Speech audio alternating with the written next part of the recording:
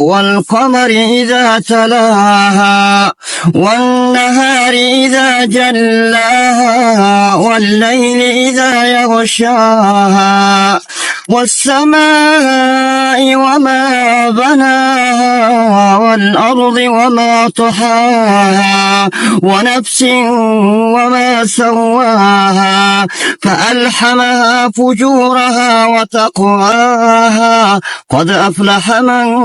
زكاها وقد خاب من دساها كذبت ثمود بطغواها إذ انبعث أشقاها فقال لهم رسول الله ناقة الله وسقياها فكذبوه فعقروها فدمدم عليهم ربهم بذنبهم فسواها ولا يخاف عقباها